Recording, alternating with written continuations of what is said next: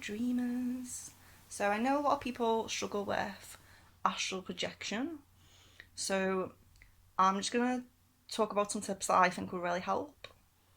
Originally, I was more of a lucid dreamer than an astral traveller. The difference between these is lucid dreaming is where you fall asleep, and when you're dreaming, you become aware of the fact that you're dreaming, and then you can go on to control the dream, choose where you go, tell people they're in your dream, and whatever else you want to do. My most practical achievement with a lucid dream was to find a script in my dream that I was trying to learn in real life. And I practiced in the dream, and when I woke up, I knew the script. Um, this is great. This is a great use for lucid dreaming and also just exploring your mind. Astral traveling is a little more complex. It's like an out of body experience. You can go out of body in what I believe is termed the real time zone. So that's where people will see themselves from above in their bed. As they travel around, they can still observe this 3D reality. Whereas in astral traveling, there can be a variety of different realms, let's say, that you could go to and that occupy the same space in 3D reality. There's a ton of tips for astral projecting. I have to really advocate intention. I see tons of people who are asking why do they fail, why can other people do it and I can't. It's more natural to some people, and this could be due to their sleep habits, their diet, their location, how they sleep, so many things.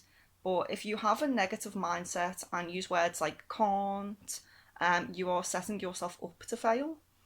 So firstly, be positive and believe that you can, because you can. There's no reason why other people should be able to and you can't. So reset your mindset. The next thing you've probably already heard is meditation. There's a ton of meditations on YouTube, and binaural beats are really good if you use decent headphones and find the right beats. But personally, for me, I prefer not to have any electrics on at all in my room when I do it. And I would highly recommend this while meditating on completely clearing your mind. So, no thoughts if you can. Even practice this from as little as 5 to 10 minutes a day. Personally, I have very visual meditations when I do this, and I usually will end up projecting somewhere if I completely clear my mind. But I'm going to recommend another meditation that's a little bit easier if you find that hard. So this is a really great one to do before you go to bed. So just lie on your back with your hands by your side and your feet slightly apart and your eyes closed, and don't give in to any itches or turning over when you feel like you need to turn over. Just lay still, and what you're trying to achieve is sleep paralysis. You've probably heard that before. So in this meditation, a really easy way to pass the time to get to that stage is so you have your eyes closed and you just try to recount every single thing that's in your room, from like plants on the windowsill to any artwork on the walls, absolutely everything. Like, try to get your room in perfect detail in your imagination how it is in real life. So that passes loads of time. You also setting the intention for where you want to end up when you project as well, and you're probably going to get to the sleep process stage with your mind awake and your body asleep, because I think that's the thing that a lot of people struggle with, is keeping their mind awake while their body's asleep. So doing this meditation, it does pass a lot of time, and it's good for keeping your mind awake. And you can even do, you've probably heard of the like rope technique, where you imagine like a rope in front of you and you try to grab it to get your astral body out. You can even do that after you've like imagined your whole room if you want. I feel like being somewhere quiet helps, and also melatonin is great for getting to the vibration stage, which some people experience before an astral projection. So if you can't get complete darkness when you're practicing, get a sleep mask to cover your eyes. When it's dark, your pineal glands will release melatonin.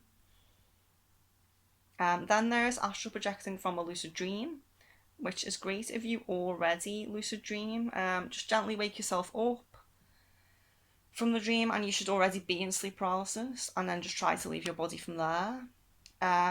Any technique is going to require a lot of practice, and keeping your intention to project in the forefront of your mind as much as you can is definitely beneficial. However, if you are struggling, I do recommend supplements. So studies have shown that neurotransmitter GABA contributes to sleep paralysis, which is, although being in sleep paralysis isn't the only way to project, it does seem to be a very easy way for beginners, as we all experience sleep paralysis every night. So the trick is only to keep your mind awake while your body's in sleep paralysis, which is natural anyway. So what is GABA? It's an abbreviation of the neurotransmitter called gamma aminobutyric acid. How to increase brain levels of GABA? Meditation, as I've already mentioned. Mugwort. I highly recommend this for lucid dreaming and astral travel. It's so great, and I recommend it as a tea. Some people smoke it, but I would recommend tea about an hour before bed. And I usually drink mugwort with a drop of Ginkgo Biloba, which affects the release of glutamate in neurons, which is a precursor to GABA, so meaning it forms GABA through a metabolic process. Magnesium, I would highly recommend this one. Ashwaganda, it smells terrible. Get in capsule form if you do try it. Valerian, which for me gives me not very nice dreams. I wouldn't try this again personally, but it does increase GABA, and everyone is different, so it might work for you. Also, liquid valerian tastes horrible, so if you do try this, get tablets. Passion flower, you can also get that in a combination with valerian. Increased brain levels of GABA also helps with stress and anxiety, so that's another positive. So there's my tips. If you have tried any of these herbs and supplements, let me know your experience.